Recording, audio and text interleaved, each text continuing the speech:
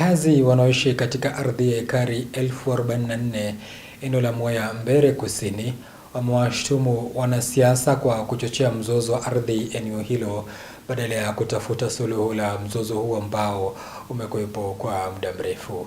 Haya yanajia wiki moja baada ya wazee wa jamii ya Ngome kudai umiliki wa ardhi hiyo na kutishia kuwafurusha wanaoishi eneo hilo. Walifanya kwa hiari yao. Nundu next year ni mubange mama kama nimeumwenda. Wasidhubutu watu kutoka ngambo ingine waingie sub county ya Mwea. Kwa sababu sub county ya Mwea iko na wale wamekaa huko. Na hao ndio wenyewe. Sisi Wanduku, Wakamba, Wambere, Wakikuyu wote tuko hapa, tuko kitu kimoja na tukaa hapa kwa pamoja. Lakini wale wanataka kuingilia huku wakunje kuleta matatizo watutaki.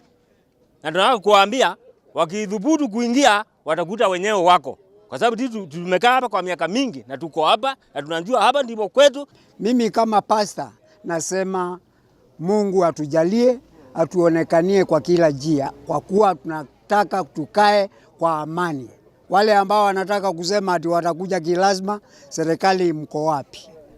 Tunauliza muangalie hiyo, kwa kuwa wakati mwingine 2018 ilitokea jambo na hiyo hatutaki irudiwe tena.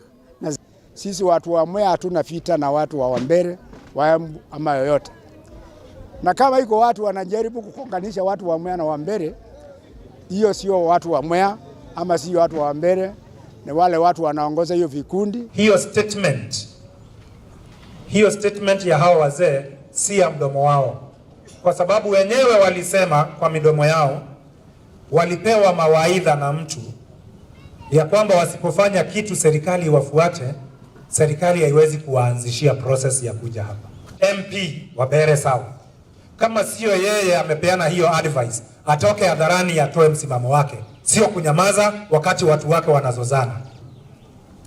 Na nikasema governor Cecily Mbarire atuambie ukweli wake, kwa sababu GDU wake William Mwoki anaandika kwa mitandao, anasema hakuna mtu anaweza kutetea wengine, sasa kila mtu ajitetee. Anajua nini ambacho sisi hatujui.